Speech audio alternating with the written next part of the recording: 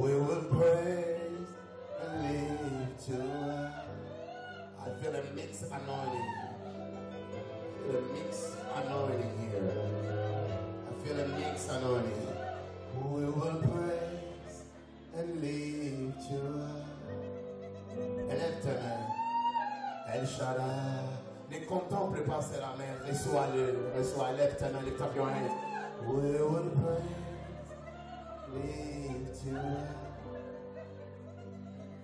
El Shaddai.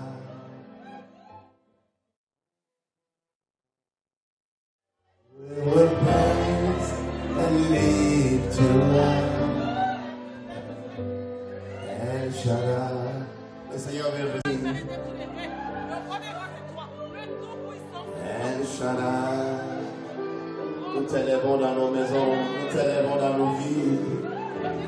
Tu es la raison pour laquelle nous vivons. Tu es la raison de notre être. Tu es la raison de notre être. Tu es la raison.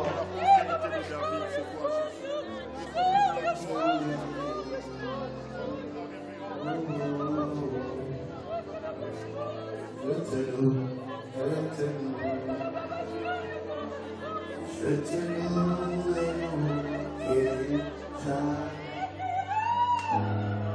El Shaddai.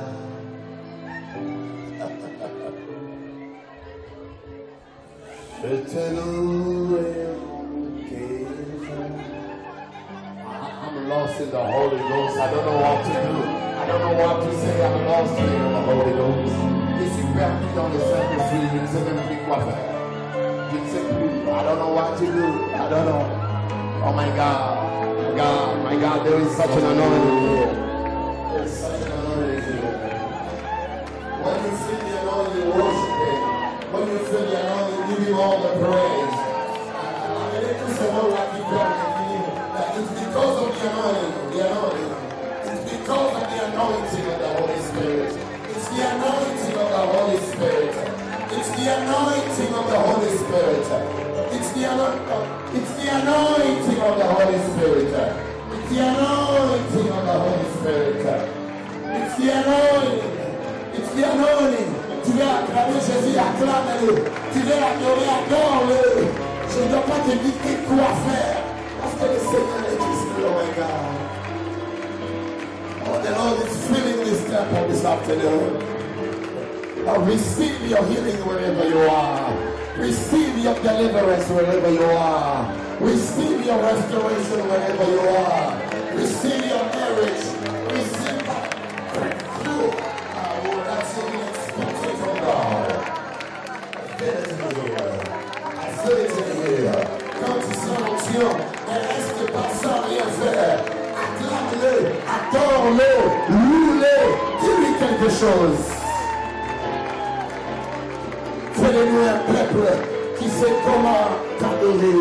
Fais-le-nous un peuple qui sait comment t'adorer. Praise the high, blessings come down. La louange monte et la bénédiction descend. Praise go up and blessings come down. Worship go up and healing comes down.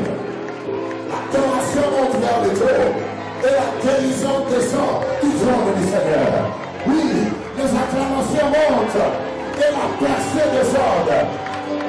La délivrance descend. La grâce et la faveur descendent. I feel it here. I feel God's electricity in this place. I feel God's electricity here. Receive it by faith. Reçois-le par la foi. Reçois ce travail que tu attendais. Reçois cette délivrance. Reçois cette guérison, ma soeur. Reçois la vie. Reçois la vie. Reçois la vie de Dieu. Le Zoé de Dieu. My God. My God. My God. Il y a la nuée de Dieu ici. Ce lieu devient comme la piscine de Bethsaïda. This place becomes like the swimming pool swimming pool of Bethesda.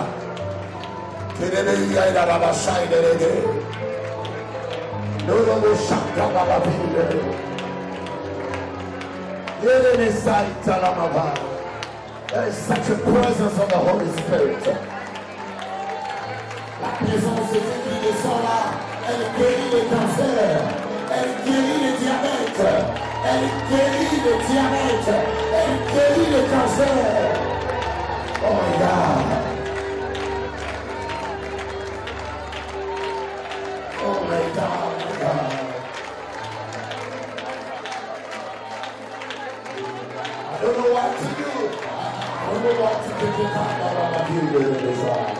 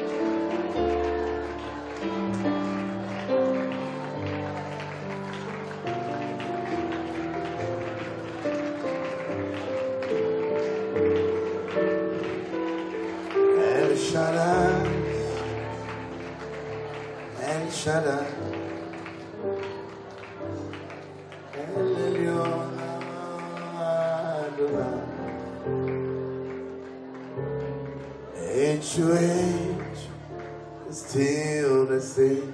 Come up here, come quickly. Viens vite.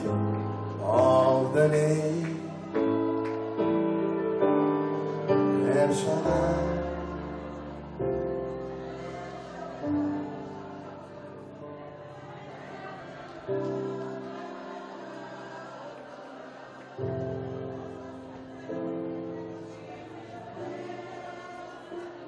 The presence of the Lord is here.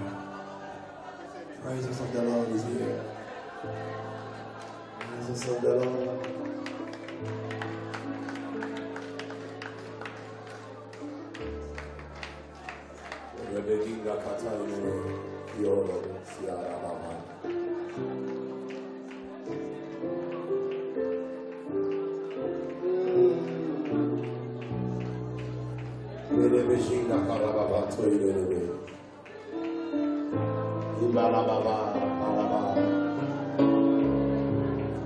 Selon le temps qui me reste,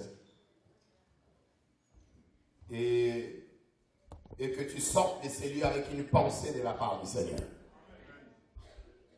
La vision et ses principes, nous étions dans Proverbes, chapitre 29, le verset 28. J'avance rapidement. La Bible dit, quand il n'y a pas de révélation, le peuple est sans frein. Quand il n'y a pas de révélation, le peuple est sans frein. Heureux s'il observe la loi. Quand il n'y a pas de révélation, le peuple est sans frein. Nous avons lu, j'avais donné ça, Proverbe 29, 18. Si c'est pour toi la première fois que tu m'entends parler de ça, tu peux noter Job 39, verset 30 au verset 32. Et Psaume 103, le 5e verset. Et pour ceux qui m'ont suivi déjà sur ce message, vous savez que je m'attelle sur ce verset-là. The book of Proverbs, chapter 29 and the 18th verse. Dans la version en anglais, on dit where there is no vision. Le mot révélation dans la version anglaise est remplacé par vision. So the Amplified Version English said where there is no vision. Where there is no vision, the people will perish. Where there is no vision, the people will perish. The people will be destroyed. Folks will be destroyed. Where there is no vision, when you do not have any clear vision about your life, about your marriage, about your wife, your husband, your children, your career, your ministry, your business, or whatever you want to do, if you do not have a clear vision of your life, death will be inevitable. Si tu n'as pas une vision claire sur ta vie, si tu n'as pas de vision pour ton mariage, si tu n'as pas de vision pour ce que doivent devenir tes enfants, la mort sera inévitable. Ce message englobe tous les aspects de nos vies. Dieu nous appelle à avoir de vision. Et quand je parle de vision ici, je ne parle pas de quelqu'un qui s'est endormi, il a rêvé. Je dis, oh, j'ai dormi, j'ai rêvé, une sœur m'a donné une pomme, j'ai compris qu'elle est ma femme. Non, je ne parle pas de ce genre de vision inutile. D'abord, moi, je ne crois pas que le mariage va venir comme cela. Qui dit Amen? Je parle de la vision personnelle que tu dois avoir. Oh non, je vais promener, je vais finalement, je lui ai donné une fleur, je comprends que c'est la femme de ma vie. Non, tout le monde qui a dit ça, les temps ont montré qu'ils étaient des menteurs. Qui dit Amen? Mais je parle de la vision que tu dois avoir sur ta vie.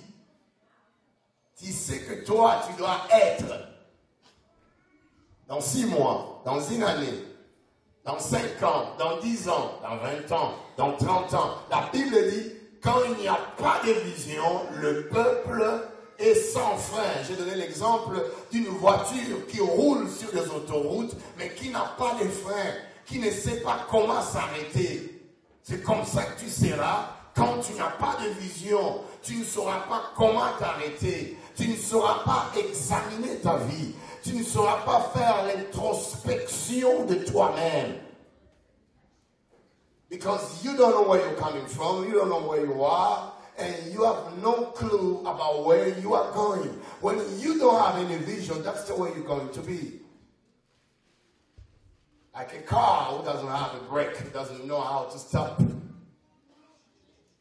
Quand il n'y a pas de vision, on ne saura pas comment s'arrêter. Quand il n'y a pas de vision, on ne saura pas comment freiner. Quand il n'y a pas de vision. J'ai donné plusieurs définitions de la vision. Je retiens là, juste une seule pour cet après-midi. Après, je vais avancer. La vision, c'est quoi? C'est la capacité de penser et de planifier l'avenir avec sagesse et imagination. La vision, c'est la capacité de penser. C'est la capacité de planifier l'avenir avec sagesse et imagination. When we talk about vision, we are talking about the ability to think and plan your future with wisdom and understanding. It's the ability to think about your life, to reason about your life, to reason about your future, about the future of your kids, about your career, where you are going to be, where you are to become. When you do have a vision, it's the God's given ability to think about the future, to think about your tomorrow, to think about what your kids are going to be. You've got to have a vision about your life. Tu dois avoir la vision. La vision, c'est la capacité de penser et de planifier l'avenir avec sagesse et imagination. Nous avons conclu avec vous que, donc là où il y a la vision, un visionnaire doit avoir la planification, il doit avoir l'imagination, il doit aussi avoir des moments de réflexion. La planification, l'imagination, il va avoir quand il aura 60 ans, 70 ans.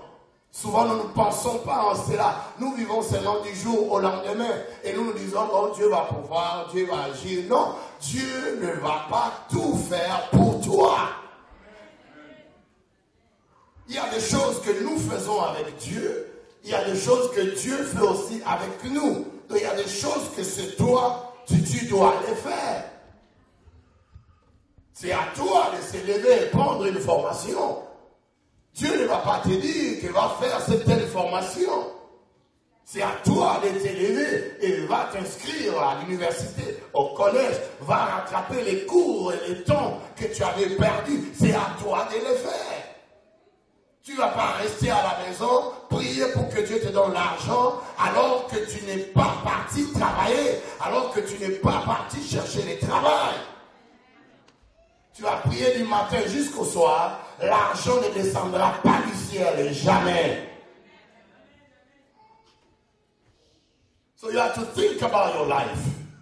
Combien ça fait mal de voir les jeunes gens qui sont nés ici, avec plein d'opportunités, que peut-être d'autres qui sont en Haïti, en Afrique, auraient voulu avoir ce genre d'opportunités que nous avons ici au Canada ou aux États-Unis, en Amérique du Nord. Et tu vas voir comment les jeunes font passer toute la jeunesse. École, zéro. Formation, zéro. Collège, zéro. Qu'est-ce que tu fais avec ta vie? Bon, rien.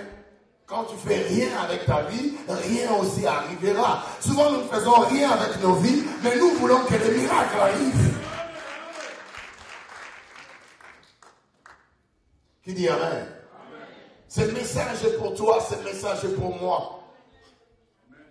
Que nous puissions réaliser que Dieu nous appelle à de grandes choses. Mais nous devons avoir le temps de planifier l'avenir. Ne vois pas seulement aujourd'hui. Je suis arrivé aux États-Unis, j'avais 23 ans, je n'ai plus 23 ans. Avril, j'ai 40 ans maintenant. D'ailleurs, préparez-vous pour mon anniversaire. Le 30 avril. 40 years of age. Quand on a commencé ce ministère, j'avais 26 ans. Et les jours passent. Moïse a dit, apprends-nous, Seigneur, à compter le nombre de nos jours afin que nous appliquions notre cœur à la sagesse. Tu dois prendre le temps pour penser sur ta vie, sur même ta santé. Quand tu auras 60 ans, 70 ans, 80, quel genre de vieillesse tu auras? Mais si tu ne sais pas courir, si tu ne sais pas faire la marche, si tu ne sais pas brûler toutes les affaires que nous mangeons ici avec plein de sucre, plein de sel, plein de sucre, tout, mais ne sois pas surpris que les médecins viennent te dire un jour, voilà, tu es diabétique. Qui dit amen? Si tu ne sais pas à quelle heure tu dois manger quoi, tu dis, non, moi je vais manger, Dieu va s'occuper de moi. Non. Le Seigneur t'a donné l'intelligence et la sagesse pour comprendre aussi certaines choses de la vie. Qui dit amen? Et cela est dans tous les aspects de nos vies. On a étudié, vous l'avez étudié, n'est-ce pas? Il y avait un cours que j'avais de gymnastique. On étudie le corps humain. Où on te dit qu'un cœur qui est fatigué à ne rien faire finira par tomber malade. Un cœur qui ne fait rien. On ne voit pas le cœur, mais il est évident. Il est là. Mais le cœur qui est fatigué à rien faire finira par tomber malade. Les maladies cardiovasculaires viendront parce que tu ne sais pas même faire la marche. Tu ne sais pas faire le cardio. Tu ne sais pas brûler ce que tu manges. Tout ça, c'est aussi l'intelligence et la sagesse que tu dois avoir quand tu as la vision sur ta vie, sur ta santé. Alléluia. Donne-moi un bon amen ici. La capacité de penser et planifier l'avenir. Alors nous avons parlé des ingrédients de la vision. Nous avons dit que la vision vient avec la prévoyance. Si tu as la vision, tu dois être prévoyant. Tu dois anticiper l'avenir. You're not just going to be sitting right, and then watching things happening into your life. This is happening, that one is happening. You don't know how to anticipate the future. Quelqu'un qui n'a pas de vision, il va s'asseoir pour voir les choses qui arrivent. Oh, quoi, qu'est-ce qui arrive? Mes yeux deviennent bizarres. Ah bon? Je n'ai plus la force que j'avais quand j'avais 20 ans. Tu seras là en train d'observer. Tu seras là, tu n'anticipes pas l'avenir. Tu ne sais pas qu'il faut aussi épargner. Bon, tout ce que tu as, tu manges. Bon. Après, le soir, tu vas dire, on m'a tellement ensorcelé par ma tante là qui est dans la sorcellerie. Alléluia. Ce n'est pas toujours la sorcellerie. Quand tu as la vision sur ta vie, tu seras prévoyant. You know, ça c'est l'un des ingrédients de la vision. La prévoyance, c'est regarder à travers un télescope, à travers une lunette d'approche qui t'aide à voir les choses qui sont au loin et tu les ramènes tout près de toi. You gotta have a telescope of life. You have to see your life through a telescope. Tu dois regarder, visionner ta vie à travers un télescope. Télescope est un instrument d'observation qui observe des objets qui sont éloignés. Quand tu portes ces lunettes, ça te rapproche ces objets-là qui sont éloignés, comme s'ils étaient tout près de toi. Donc tu dois être là, on est en 2016, tu dois déjà voir 2020. En 2020, tu seras comment? Qu'est-ce que tu vas faire? Qu'est-ce que tu vas entreprendre? Comment seront tes enfants? Comment seront les affaires que tu es en train de faire? Tu seras rendu où avec tes études en 2020, en 2030? Quand tu es un visionnaire, tu vas voir de loin l'avenir et tu vas anticiper. Tu ne vas pas subir les conséquences de l'inactivité ou de rester à rien faire. You're going to be able to anticipate things. Tu seras à même d'anticiper. Tu dois regarder ta vie à travers un télescope de la vie et voir l'avenir si tu as une vision. Et tout être humain est capable de le faire. Le deuxième ingrédient de la vision, on avait dit, tu dois avoir un aperçu de choses. C'est avoir un aperçu révélateur de choses. Tu dois regarder ta vie à travers un microscope. Tout le monde ici, on sait ce que c'est un microscope. Un microscope, n'est-ce pas? Ça t'aide à voir les choses dans même les microbes les plus petits. Quand tu regardes ça à travers le microscope, tu vois tout en détail. Donc là où il y a la vision, il y a la planification, il y a la réflexion, il y a l'intelligence. Là où il y a la vision, il y a un microscope de ta vie où tu observes ta vie minutieusement dans tous les détails de ta vie. Aucun ange ne le fera pour toi. Dieu non plus ne le fera pas pour toi. C'est à toi de le faire. Les détails de ta vie. Les détails sur la vie de tes enfants. Les détails. Aujourd'hui, il a une année, mais ce n'est pas chaque jour qu'il aura une année. Les détails de ta vie. Tu dois être à mesure d'observer les détails de ta vie. Je viens d'où?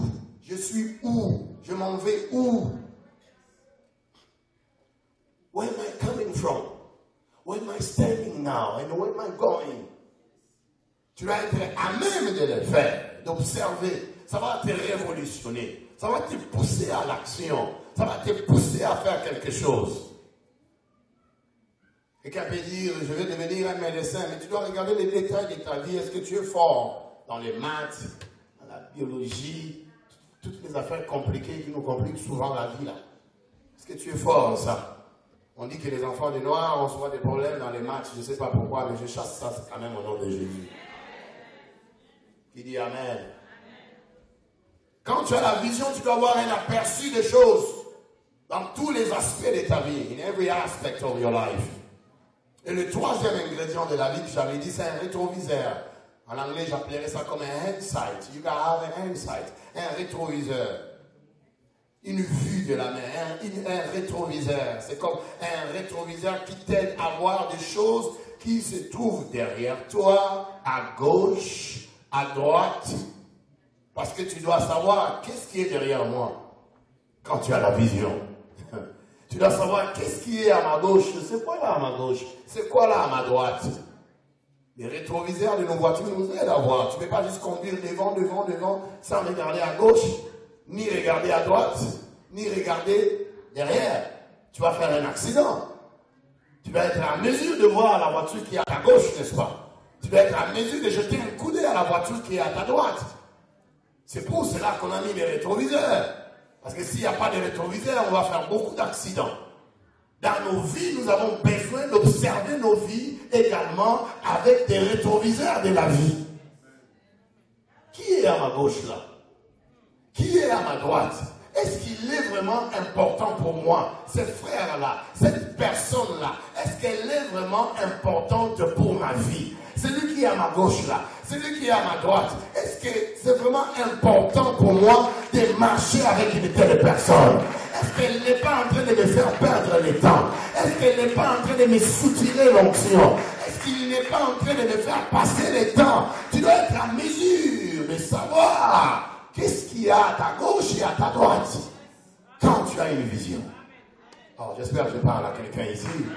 Oui, acclame bien le Seigneur parce que tu sais que c'est la parole. Beaucoup de dégâts dans nos vies. Tu peux avoir l'argent. Tu peux avoir l'héritage. Mais si tu n'as pas une vision, tu ne feras rien avec ça. Ton père peut t'avoir laissé $1 million dans les comptes. If you have a vision. Combien de gens n'avez-vous pas vu dans les chaînes? Ils ont gagné des millions avec les loteries. 3 ans plus tard, on les retrouve quoi? En aide sociale. Welfare. Mais il avait gagné des millions. Donc le problème de la vision, c'est pas question d'argent. C'est l'habilité de planifier l'avenir. Qui dit Amen. Quand il n'y a pas de vision, un homme sans vision est un homme qui n'aura aucun avenir. Une femme sans vision est une femme qui n'aura aucun avenir, même pour son mariage, même pour son mari. Oh, il veut se marier, elle veut se marier. Tu sais, quand on n'a pas de vision, ce qui arrive, quand il n'y a pas de vision, tu iras toujours dans ton passé. Dans ton passé. Quand tu n'as plus de vision, you will always go back into your past. You're going to return into it. When I was 20 years of age, when I was 25, man, those days were glorious. I had a beautiful job. I had an incredible boyfriend. La culpabilité de l'échec, de l'éventuel échec qui est là. Tu vas toujours retourner dans le passé. Ton passé sera une zone de confort. Quand mon père était là, un homme d'affaires, on ne manquait rien à la maison. Vraiment, ces jours-là me manquent. Quand tu n'as pas de vision, tu vas toujours retourner dans le passé. Je vous donne l'exemple de quelqu'un quand tu as donné la vision. Nous lisons Exode, chapitre 3, le verset 7 et 9. The book of Exodus, chapter 3, verse number 7 to verse number 9. Regarde quand tu donnes la vision. Est-ce qu'on nous l'a balancé? Est-ce qu'on peut lire ensemble avec vous à haute voix, s'il vous plaît? Ready, go. L'Éternel dit, lisons, j'ai vu la souffrance de mon peuple qui est en Égypte et j'ai entendu les cris que lui font pousser ses oppresseurs. Car je connais ses douleurs. Élève la voix, le verset qui suit. Je suis descendu pour les délivrer de la main des Égyptiens. On y va. Et pour les faire monter de ces pays dans un bon et vaste pays, dans un pays où coule les laits et le miel, n'est-ce pas? Dans le lieu qu'habitent les Cananéens, les Étiens, les Amoréens, les Phérésiens, les Hébriens, les Jébusiens. Tu vois la vision? Dieu parle à Moïse. Le peuple d'Israël est en esclavage en Égypte, n'est-ce pas? Maintenant, Dieu descend dans le désert de Madianite. Il parle à Moïse. Suis-moi maintenant très bien. Il s'adresse à Moïse. Il dit, j'ai vu la souffrance de mon peuple. J'ai vu comment Pharaon est en train de leur faire souffrir. J'ai vu ça. Alors moi, Dieu, je suis descendu pour les délivrer. Ça, c'est le présent. Il dit, je suis descendu pour délivrer mon peuple Israël qui est en esclavage en Égypte. Dieu ne se limite pas à les délivrer. Qu'est-ce que Dieu promet? Qu'est-ce que Dieu veut faire? Il dit, pour les délivrer et pour les amener. Tu vois la vision?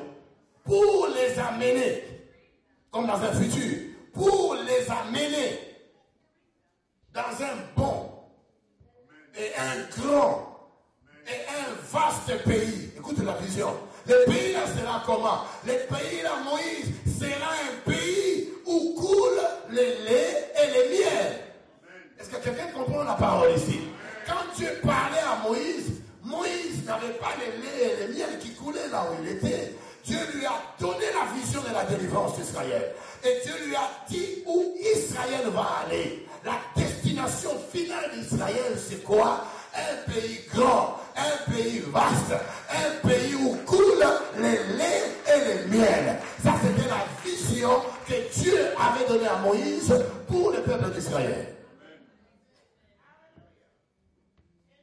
Maintenant, quand ils ont reçu la délivrance, tout Israélite avait ça dans la tête. Nous allons dans un pays où coulent les laits et les miels. Nous allons dans un pays où coulent les laits et les miels. Même quand ils traversent le désert, c'est pas un problème le désert là. Nous allons dans un pays où coulent les laits et les miels. Dans le désert, il y a des serpents. C'est pas nos affaires. Nous allons dans un pays grand où coulent les laits et les miels. Tu dois savoir où tu vas quand tu as la vision. Parce que si tu sais où tu vas, tu seras motivé, ma soeur. Tu seras motivé, mon frère. Tu ne commettras pas d'erreur. Tu auras un objectif clair dans ta tête. Because you know where you're coming from. You know where you are. And you know for sure where you're going. Dans un pays où coulent les laits et les miels. Maintenant, lorsque Israël a perdu la vision, quand ils ont perdu la vision dans le désert, regarde ce qui est arrivé. Exode chapitre 32. Exode 32. Lorsqu'ils sont sortis d'Égypte, ils avaient la vision d'aller dans un pays où coulait le miel qui est Canaan. Et la vision les poussait à continuer à marcher. Mais quand ils ont perdu la vision, you don't have to lose your vision. Because when you lose your vision, a lost vision will bring death unto you. Exode, n'est-ce pas? Chapitre 32, 1er au 5e verset. Exode, est-ce qu'on est déjà là? Exode, chapitre 32. On peut lire à haute voix. Lisons. Regarde, quand il n'y a plus de vision, c'est qu'il arrive. Lisons. Le peuple, voyant que Moïse tardait à descendre de la montagne, s'assembla autour d'Aaron et lui dit: Allons, fais-nous un Dieu qui marche devant nous, car c'est Moïse, cet homme qui nous a fait sortir d'Égypte. Nous ne savons ce qu'il est devenu. Tu peux croire ça? Le verset qui suit, go. Aaron leur dit, Aaron aussi, Aaron leur dit: ôtez les anneaux d'or qui sont aux oreilles de vos femmes, de vos fils et de vos filles, et apportez-les-moi. Le verset qui suit, et tous ôtèrent les anneaux d'or qui étaient à leurs oreilles, et ils les apportèrent à Aaron. Verset qui suit, il les reçut de leurs mains. Continue, lis. J'étais alors dans un moule et fit un veau en fonte, un veau d'or. Et il dit à Israël, vous pouvez croire ça, il dit à Israël: voici ton Dieu qui t'a fait sortir d'Égypte. Can you possibly believe that? Quand il n'y a pas de vision, Moïse parle avec Dieu dans la montagne, sur la montagne. Le peuple reste avec Aaron. Le peuple a perdu la vision. Le peuple ne sait plus quoi faire. Il a dit: ah, c'est Moïse là, nous savons ce qu'il est devenu. Suis-moi ici, suis-moi ici. Nous savons ce qu'il est devenu. Aaron, fais-nous un Dieu qui habite parmi nous. Il leur dit: amenez les bijoux. Ils apportent les bijoux. De ces bijoux, il va faire un veau d'or. Après, le peuple a commencé à dire: voici ton Dieu. Les dieux que eux, ils ont fomentés avec les mains. Vous voyez comment le peuple défend, comment nous sommes. Vous voyez l'ingratitude que nous avons souvent. Le peuple a commencé à dire de ce veau d'or qui est sorti de leurs bijoux, boucle d'oreille, voici ton Dieu qui t'a fait sortir d'Égypte. Danse devant lui. Le peuple a commencé à danser. Quand il n'y a pas de vision, lorsqu'il y a la crise de vision, lorsqu'il y a une perte de vision, nous allons construire des veaux d'or. Ah, je ne sais pas à qui je parle. Je ne sais pas à qui je parle. Quand tu perds la vision, tu vas construire, tu vas bâtir des veaux d'or. Un veau d'or. Quelque chose que toi, tu as bâti, tu commences à dire, c'est lui mon Dieu. C'est lui qui m'a guéri. C'est lui qui m'a délivre. Tous les miracles qu'ils avaient vus en Égypte, que Moïse a fait au travers d'eux, ça ne leur disait plus rien. Quand il n'y a plus de vision, tu vas bâtir un veau d'or. Quand il n'y a pas de vision, on va construire des veaux d'or. On dira que c'est ce veau d'or-là qui nous fait du bien, qui nous guérit. On dira toutes ces choses-là. On dira cela. Quand il n'y a plus de vision, tu vas te perdre même à l'église. Tu ne sauras plus la raison pour laquelle tu viens à l'église. Au lieu d'adorer le Seigneur, au lieu de louer le Seigneur, au lieu d'écouter la parole, comprendre que l'église, les pasteurs doivent te préparer à la rencontre du Seigneur. Quand la trompette sonnera, à la voix d'un archange, au son de la trompette, descendra du ciel, les seigneurs, les morts en Christ ressusciteront, et si nous serons vivants, nous irons à la rencontre du Seigneur. Ainsi, nous serons avec lui d'éternité en éternité, d'âge en âge. Quand tu viens à l'église, tu dois avoir cette vision-là d'éternité. Mais si tu n'as plus la vision, tu vas te perdre. Tu vas bâtir un veau d'or. Ah, tel avait dit ça, l'autre avait dit ça, l'autre avait dit. Ah, tu as vu comment il est. Ah, tu as vu. Perdu. Mais dans l'église. Quand il n'y a pas de vision, tu vas retourner dans ton passé. Exode chapitre 7, premier verset au troisième verset.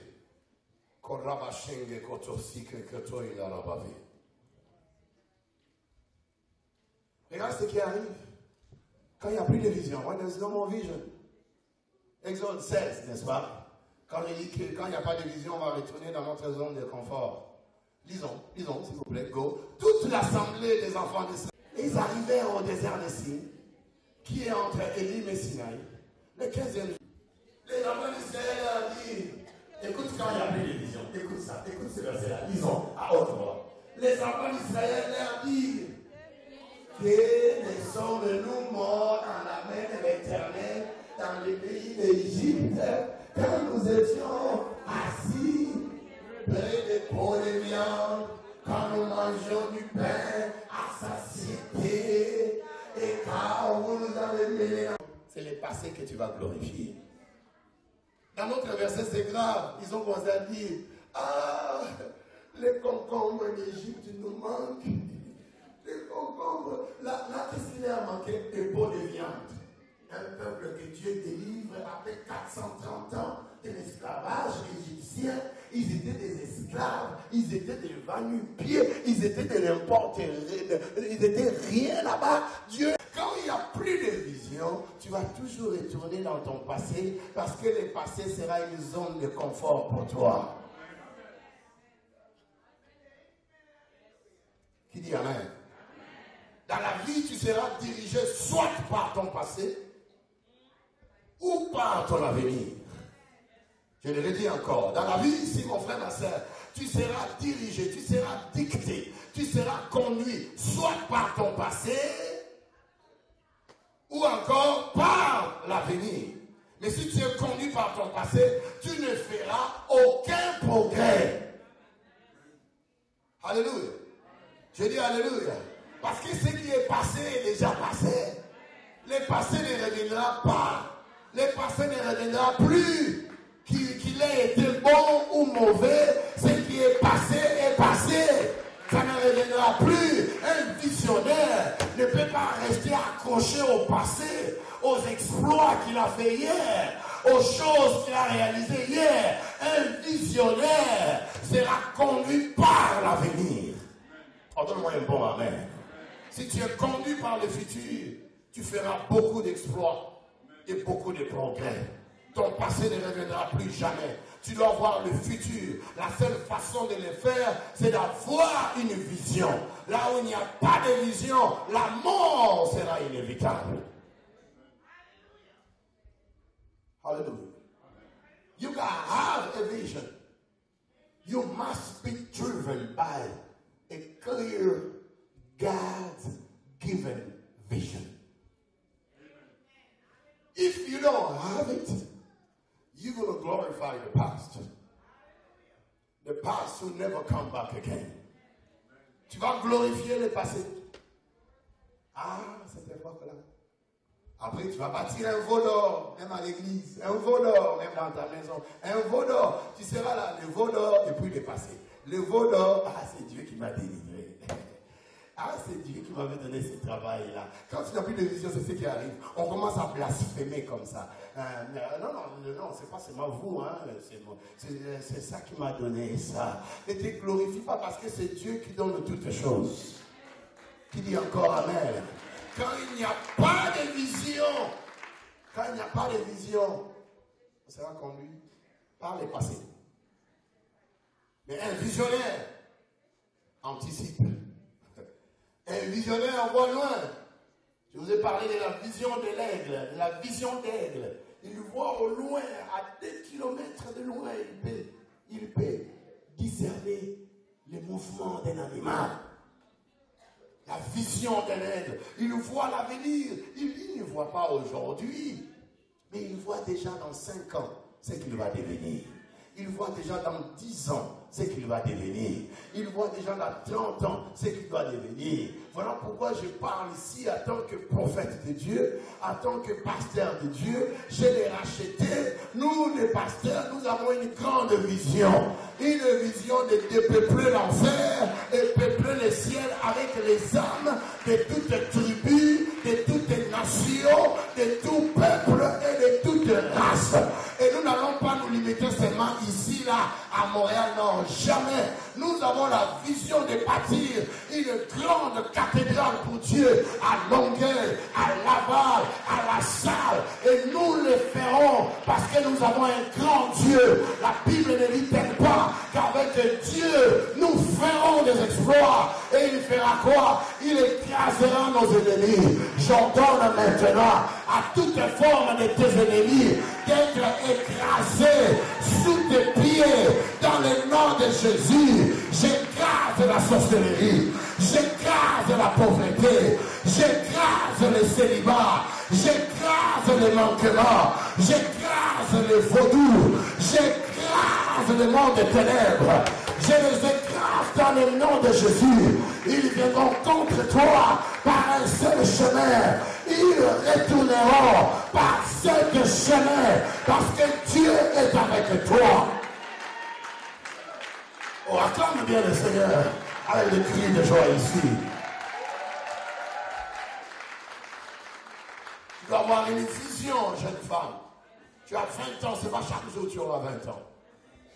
Ne perds pas ton temps avec quelqu'un qui ne t'amène nulle part. Ne perds pas ton temps avec un ami qui t'amène nulle part. Je dis ici, on peut prier dans la même église, mais pas nécessairement être des amis. Qui dit encore amen? Parce qu'un visionnaire doit savoir avec qui marcher et avec qui ne pas marcher. Parce que des paroles ont aussi des poisons. Tu peux marcher avec quelqu'un qui n'a pas la vision et il va t'empoisonner.